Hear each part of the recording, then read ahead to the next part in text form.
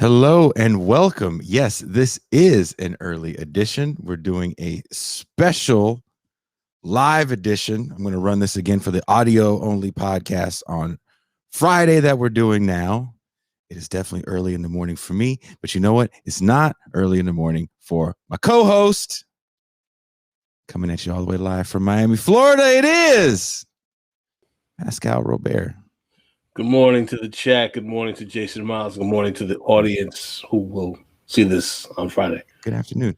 And good afternoon, actually. I've said this before on the show. Maybe you guys didn't think I was serious. I know Pascal was like, I'm hoping he's not serious because we do too much as it is. But I want to platform more local politics in my area. And there's a special election because one of our state assembly members, Rob Bonta, got the job as a state attorney general. There was a little shuffling in the state after Kamala Harris left as a senator.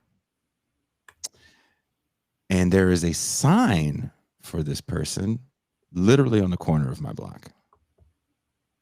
And she started showing up all over my Facebook feed as someone I should know. We had people in common that also work in local politics, that are also community activists. She is, do you want to say her name, Pascal? Because you say it way better than me. Janani Ramachandran. That's correct. An East Bay native, where I'm from. She's the daughter and granddaughter of immigrants from a small South Indian village who work tirelessly every day to give her the opportunity to pursue her dreams. Janani's passion for justice was evident at an early age. At 16, while relocating to India for a few years, she founded a nonprofit that built libraries in under-resourced schools in her local community. After graduating from Stanford, Janani worked as a home visiting case manager at a community health clinic serving immigrant mothers experiencing domestic violence and homelessness. So she is connected to the community. And let's hear what her platform is. She's running as a Democrat. She is the Janani Ramachandran.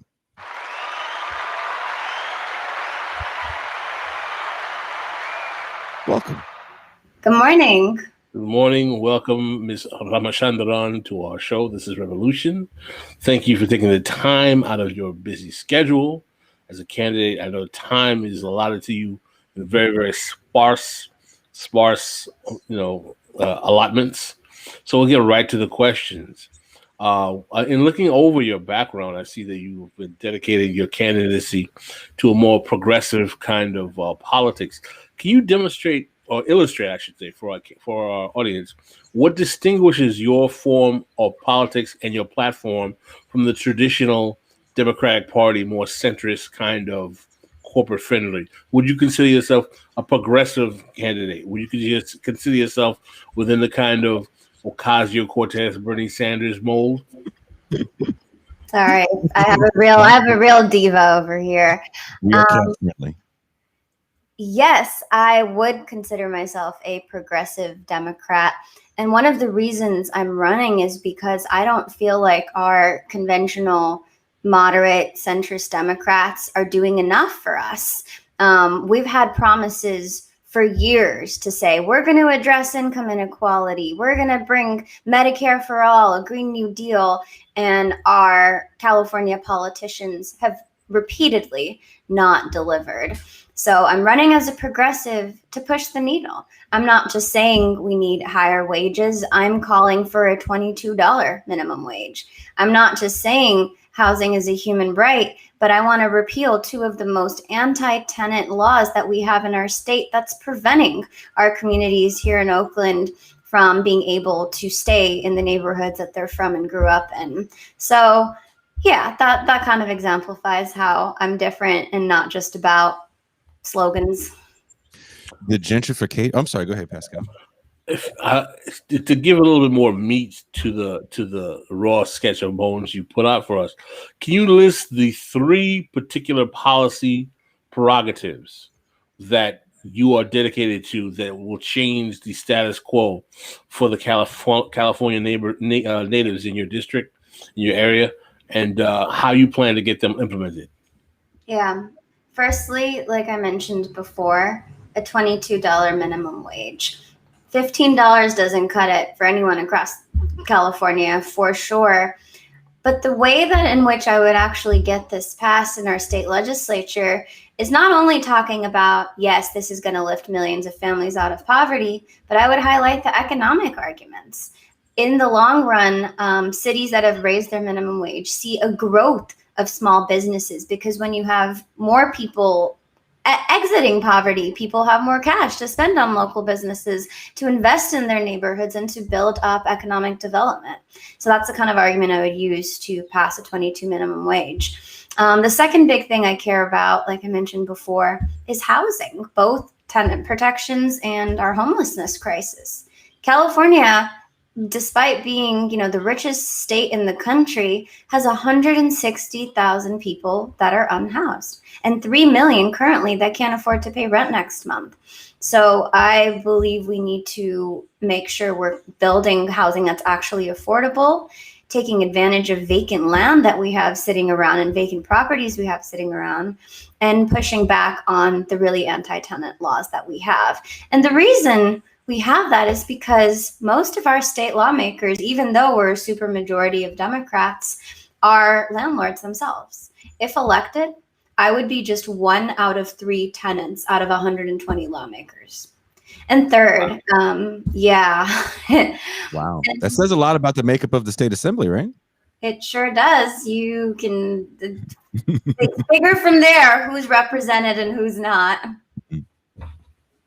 About that, there's also the gentrification question that definitely happens in Oakland, which is the district you are running in. Like I said, your sign is literally on the corner of the street I live on. I live off Keller, if you're familiar with that area.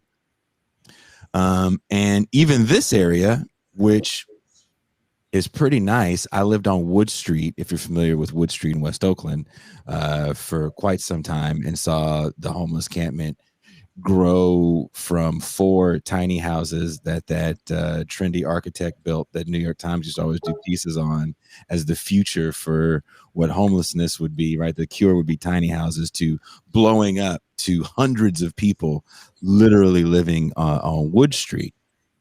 And you said you did work doing outreach work. What is the first step for us to address this issue, in your opinion? To address homelessness? Yeah. Creating a 10-year plan to think about the problem. Right now, the state spends $13 billion on homelessness. In my opinion, it's not the amount of money we're not spending, it's about where it's going. Because there's no strategic plan. There's just throwing pockets of money at the crisis, hoping it goes away, and making politicians look good. So for me, it's about thinking about the various reasons people are unhoused. Yes, there are a lot of people who suffer from addiction and mental health struggles, but also 40% of our unhoused population has a developmental disability, and we're not talking about that. Plenty of our unhoused community members are youth who have run away from home. Many are veterans. Actually, 80% of women that are homeless are survivors of domestic violence. And that's the kind of thing we need to think about, the wide variety of reasons people are unhoused, because different people who are unhoused have different needs. For some people, tiny houses that have, dignified living might work. For other people, it might be a congregate shelter or a motel room, but different people have different needs. What is your take on the tough sheds in Emeryville, West Oakland? They're kind of all over the city. What is your take on the tough shed communities and even Operation Room Key? Or can you even talk about your opinion on that kind of stuff? I worked at a Room Key shelter, so I definitely have my own opinions. Yeah. I mean, with Room Key, I know people who have taken advantage of the program and are happy. It's flawed, but it's the first time we're trying to be innovative in that regard. But I used to work a lot with people who were living in motels and paying, $80 a night for a pretty crappy room, and using any income that they got to house themselves and their families of 6 or how many ever for a motel room a night. But as far as the tough sheds go, I don't support them. I think it takes away from the way that they've been done, takes away from people's autonomy. I know, for example, you can't have any guests over, or you can't leave after a certain time at night. And these are the kinds of things that don't give people dignified housing. I've been to evictions of encampments on Caltrans lands to be an illegal observer, document the police, things like that.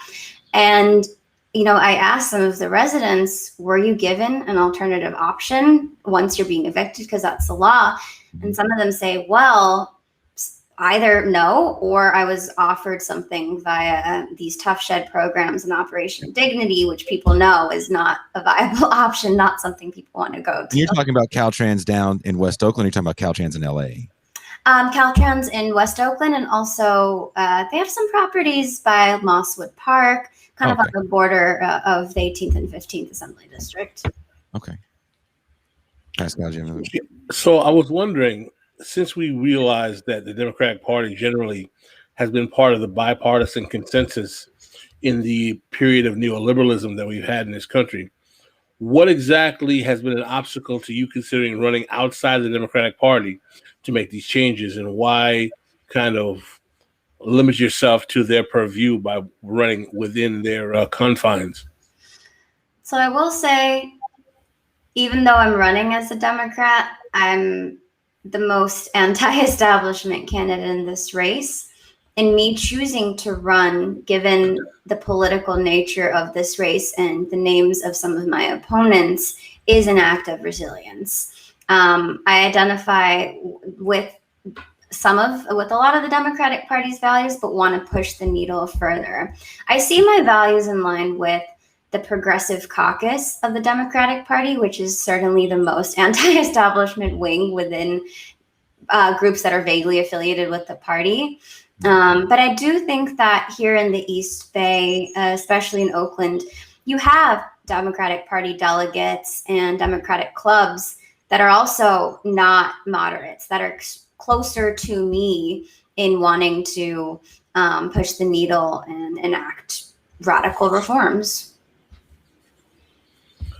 So do you think your ability to make changes on policy changes that you believe are necessary are going to be able to penetrate the traditional kind of machine in California that has existed, run largely by the Democratic Party for quite a few decades now?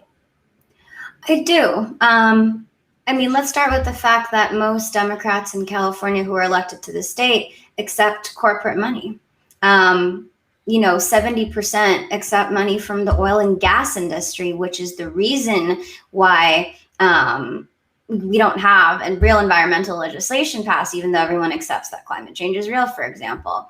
Over 90% of lawmakers take money from PG&E, which is, our utility, investor-owned utility that has been held criminally liable for endangering people's lives.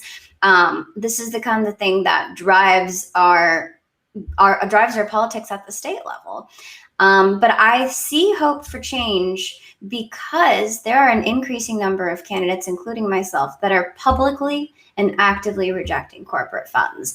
And I hope that once I get into the top 2 in this race, that I will hopefully be able to use the power of public pressure, which we do have in this district, to convince my opponents to similarly refuse corporate contributions or police union contributions and the like, which is starting to happen. There are an increasing number of Democrats who are rejecting contributions from police unions and prison guard unions, for example. Not enough, but it's starting to happen. Mm-hmm.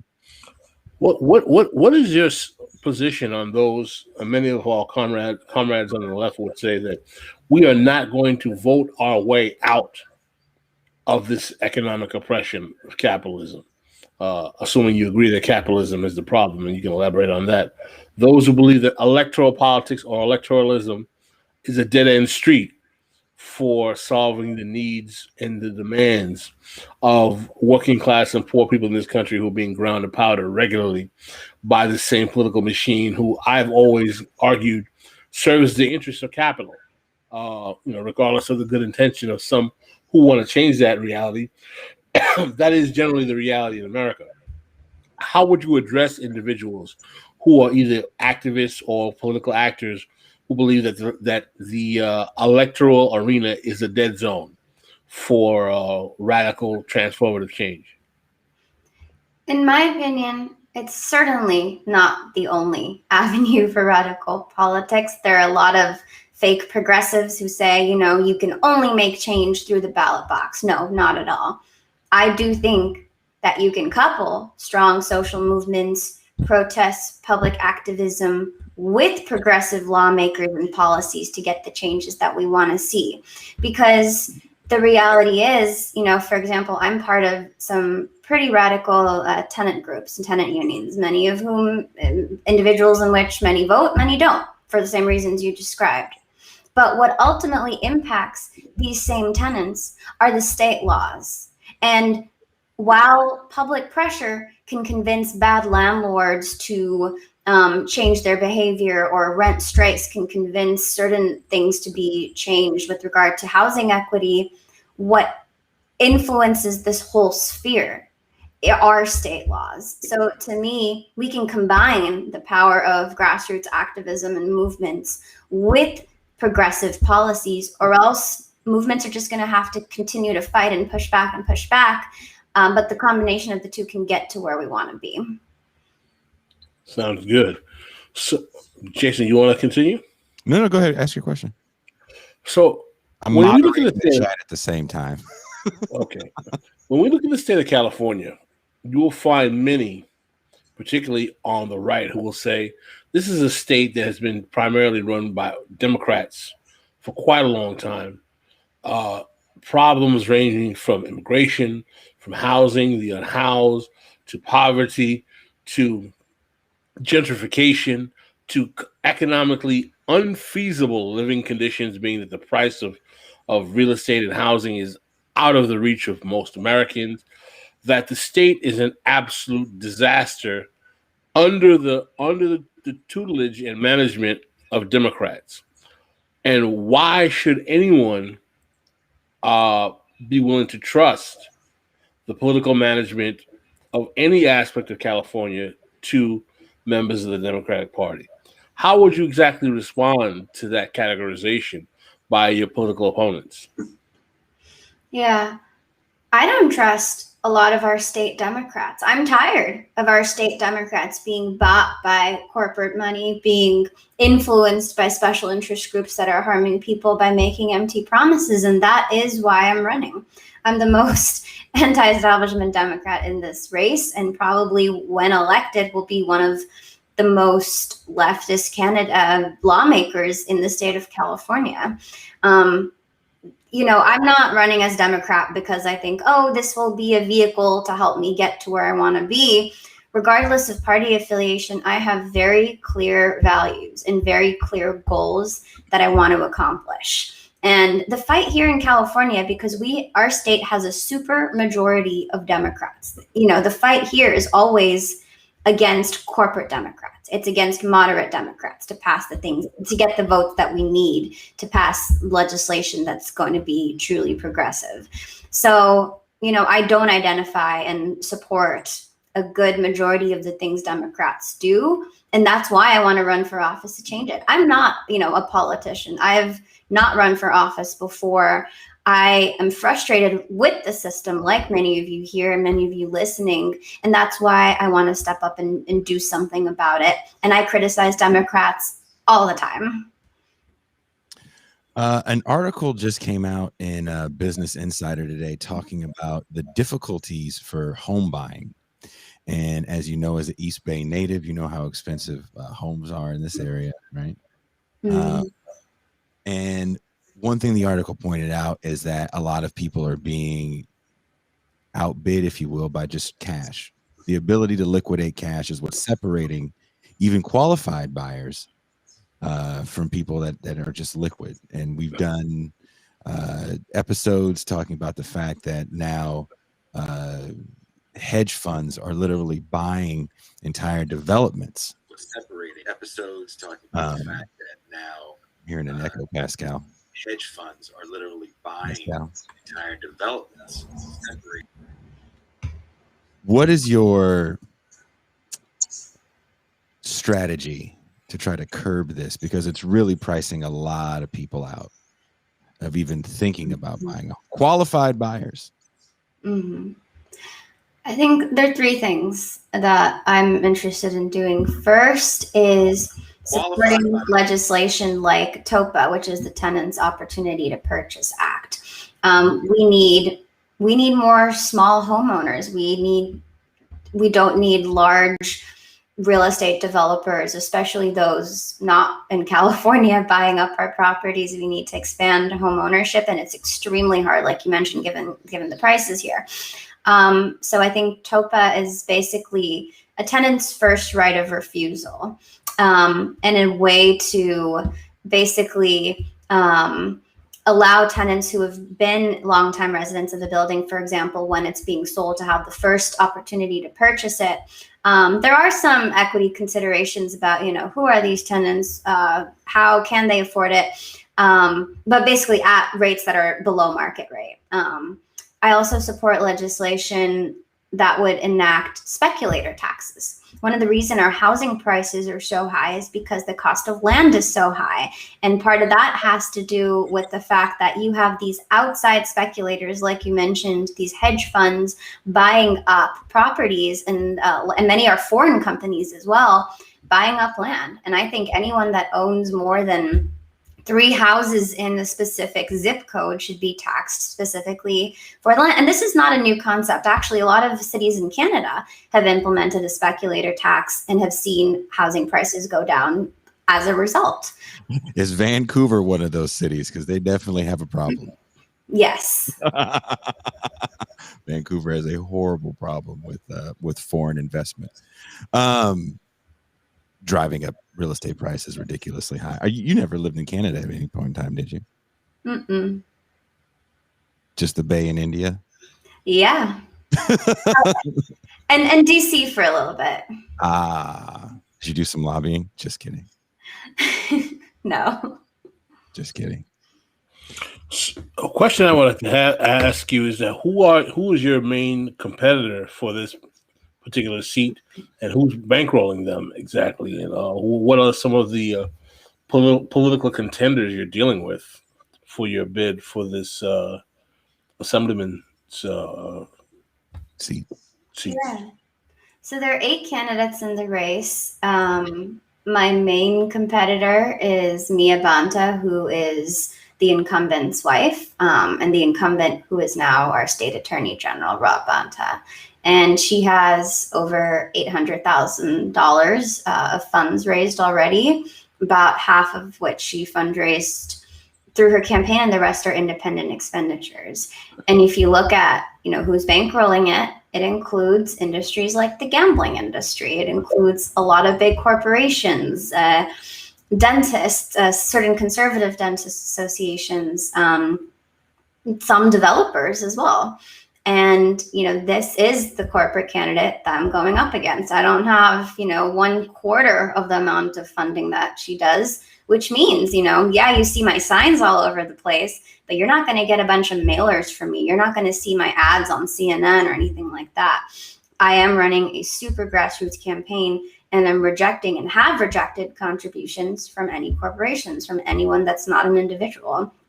Because that's a campaign, that's the kind of politician political leader that I want to be, and the kind of independence I want to have. I'll stop there. I could probably go on and say things that'll get me into trouble. So.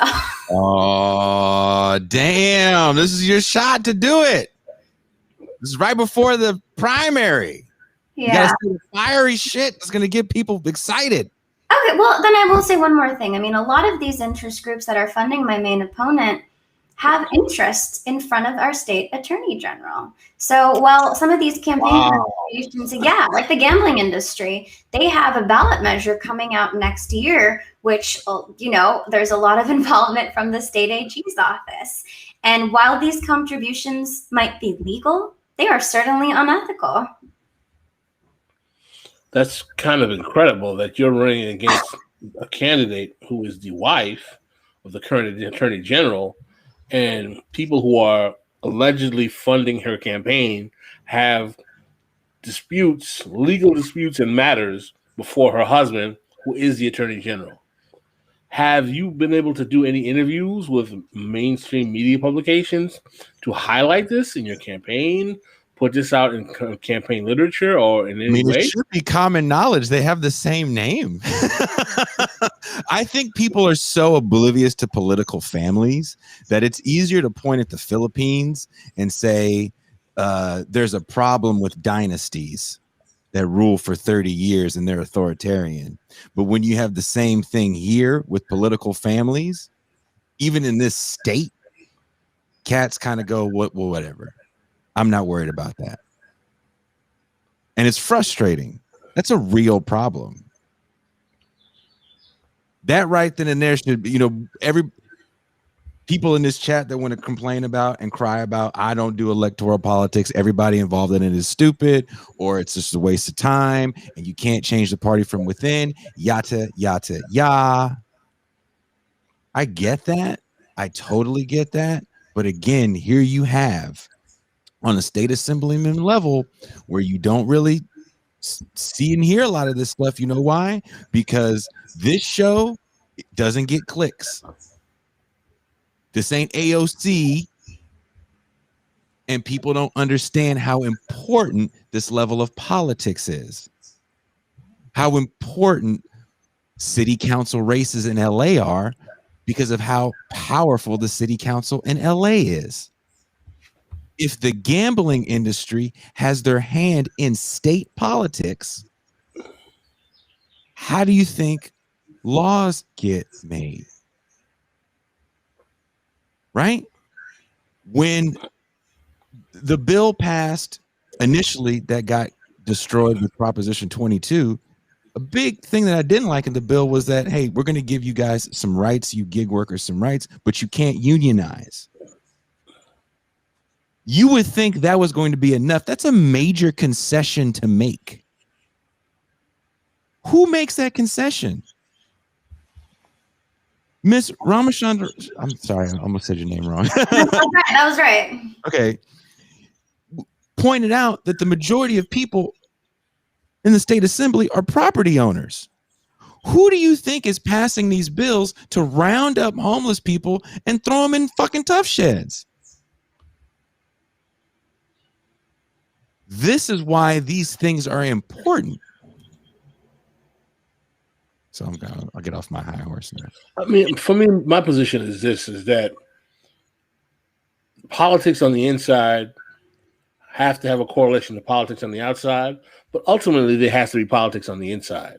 I'm not one who says that electoralism is the definitive way to get everything done, but I'm also not one who will cede the electoral campaign mechanism to the corporate forces that have already and historically used that as a vehicle to maintain their power over the condition of the lives of the majority of this country, majority of people in this country, and to the disservice of the majority of people in this country. So I think that we have to be very smart in understanding that, yes, we want to build strong, powerful, radical, grassroots movement that challenge capital and the state.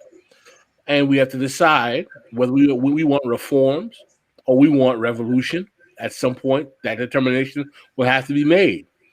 On that way to quote-unquote revolution, if that's what you want, there is nothing wrong with getting the state to concede to make the quality of your life, of your coterie, your citizens, your comrades, better through reform policy.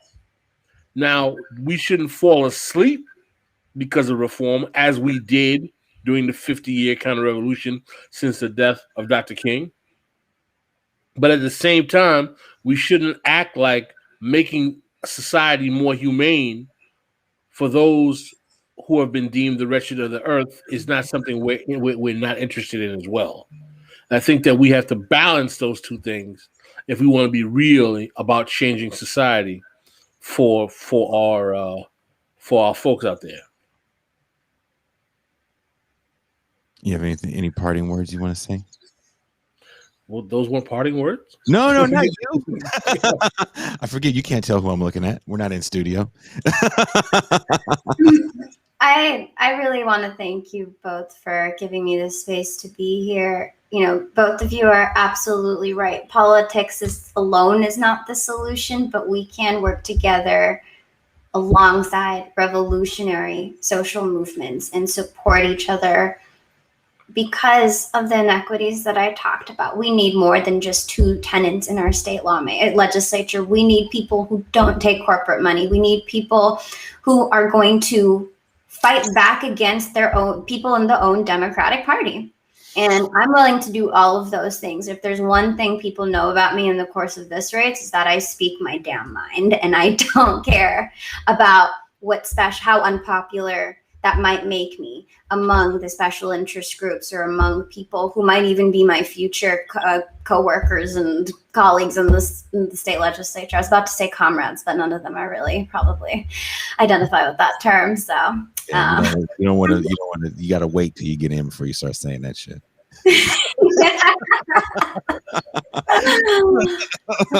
What happened to Janani? She disappeared. Don't ask any questions. Ms. Ramachandran, thank you very much for taking the time to talk to us. Good luck. June 29th, wherever people are listening and watching this show, there's links in the description to her campaign. Also, I'm going to be running this again as an audio-only podcast on Friday. So, I'll send you the link that you can share out to replay this. So, thank you very much for your time. Thank you. Have a good rest of your day. There you go. That was Janani Ramachandran from the East Bay. I wanted to get into where exactly she was from, but time was limited. Pascal came with the fiery questions. The chat was a little spicy because, everybody hates electoral politics. So, and listen, man, I get that. Jason and I, we talk about this. We talk about why we don't every day. We talk about why we don't have a chance. That talks about, what kind of dress AOC is wearing today, every day of the week, like some others want to cover. Not that we don't cover electoral politics, but we do not fetishize electoral politics as the answer to the question. And, yes, we are a political show. Yes, we are a show with the title, This is Revolution. We are not afraid of revolution. We are not against revolution. But revolution doesn't mean it's going out there with a hammer and sickle saying, like, down with the state, and then having 5-0 come and pick you up and lock you in and slam you in the prison. Revolution has to be strategic.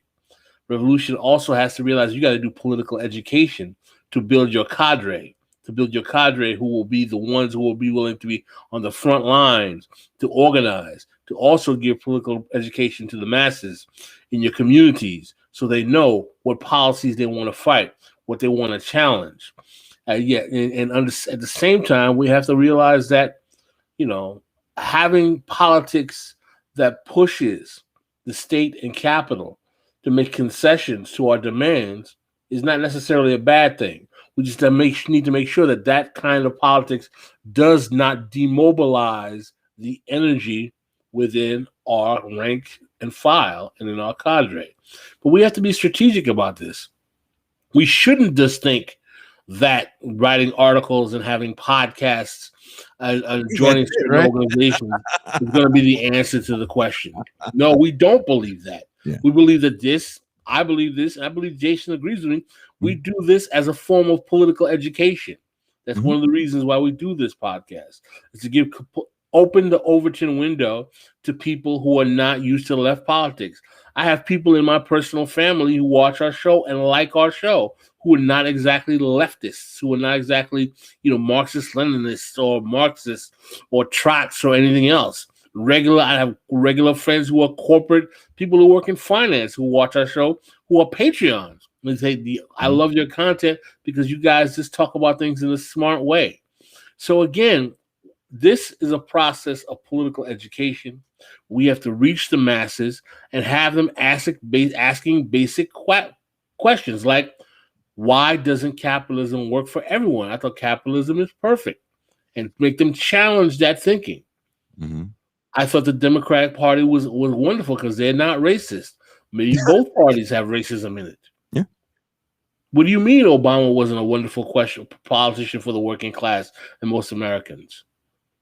What? Or that, yes, Republicans are horrible, but Democrats have done horrible things too. Or maybe you should think about not trusting any party, or putting in politicians who are more radical than both parties. Or think about a strategy to move your politics to a more radical position. But a middle finger for middle finger's sake to me isn't really radical politics. It's just you don't really have any politics. Like we're talking about a person running for a state assembly race. Like I will say it again, this isn't a congressional race, and this woman is not AOC. She does not have a very large social media platform because she actually does shit. And when you're actually in the streets doing shit, you kind of don't have time to get into Twitter beef. To the larger point, man, is that we've got to understand that having people who understand our cause and what we're trying to push get into those key positions on a local grassroots level is not necessarily a bad thing. It's not a bad look. It's not necessarily a bad look. I've always said, and Jason knows this, that the benefit of having people who say they're on your side in those political offices is not that you expect them to do what you want or that they can't be fought. It's just that when you fight them, at least they should hear you out. When I listen to most regular Democrats or even most corporate Democrats, even some progressive Democrats, I don't expect them to listen to when we make demands, but that's why we have to fight them. Some of the ones that we got in power, at least we can say, we got you here. So we should expect that they listen to us when we start fighting them. We need to fight them all. Just like our guest today. If she gets in power, that doesn't mean you stop fighting. Exactly. But at least we would hope that she would give us an audience so that she could say, listen, yeah, we helped get you here, or we supported you, but we supported you here because we realized we'd have to fight you at some point, and we know at least you'd have to listen. If not, we're going to fight you like everyone else. Jeremy asked, can you talk about the utility of running candidates in nonpartisan races? Well, I think that whether the campaign is partisan or not is irrelevant for me. I think what is relevant is that, are you supporting a candidate that is ideologically and policy-wise wedded to a concept of society that you believe reflects the interests you want to see demonstrated in government? If you are interested in a public goods government, where government is at the service of citizens and humanity to make society more humane for its citizenry, then you should support candidates who are dedicated to that vision of politics and policy, regardless of whether or not the election is contentious based on partisan races or nonpartisan. That's for me, that's irrelevant. What's relevant is that I'm supporting someone. For me, if I'm going to support someone, they see and agree with my political vision. Now, and I'm not saying that I'm particularly supporting anyone, and not necessarily Ms. Ramachandran. I'm going to give her a platform because she seems to be in line with having a world vision that supports making the world a better place for people who have been, on the margins in this society. The question becomes, how can we make more politicians who are in line with that worldview? And what this particular moment in time is important in history, from my vantage point, is that we have a brief window of opportunity to use the schism in the Democratic Party to elicit more candidates who are more interested in that public goods form of governance, who look at politics and government as a means to serve humanity as opposed to serving capital, the ruling class, and the power elite. And that should be our driving force in deciding, are we going to support these people? And not have some kind of, celebrity fan crush with them. Understand that they are people we put in power. They work for us. We shouldn't be enamored with them. And we have to fight them and challenge them when we have to. That's my worldview, and that's the way I look at it. If some disagree. And that to me is kind of the problem, right? That there is a celebrity fan crush for better or for worse. And that's the way it acts out. These aren't celebrities, they're public servants for the most part. And again, when people say a politician, this is a regular person that was like, I'm going to run for office for a state assembly seat.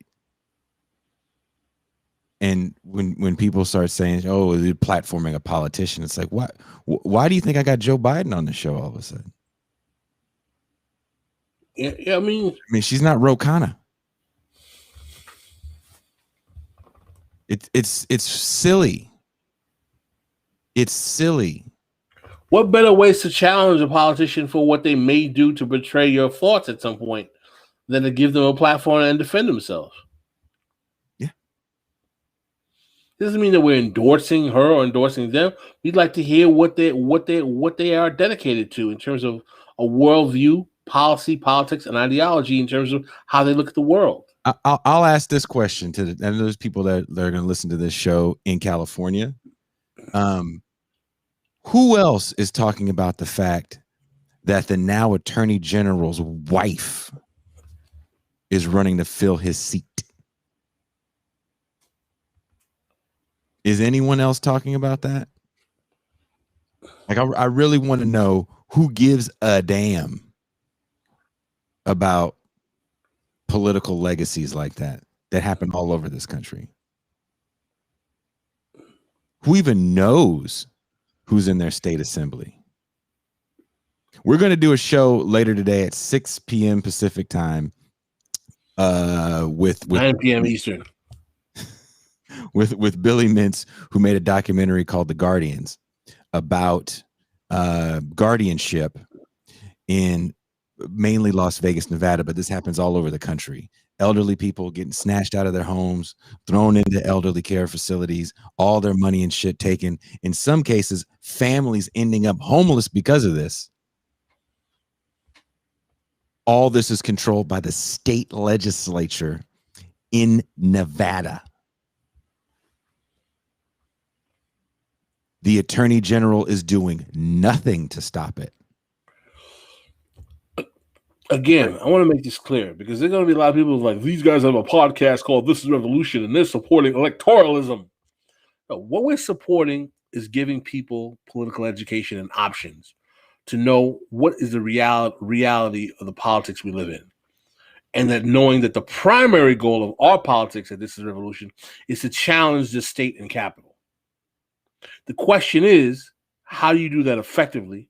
And the question is that, can you have people in these positions of power that are sympathetic to your long-term goals of increasing the quality of life for humanity, that you can actually depend on them when you have to fight them to make the concessions needed to help along that way? No one here is saying that we're afraid of the revolution. No, listen, if it gets bad enough, the state has to go, the state has to go. Mm-hmm.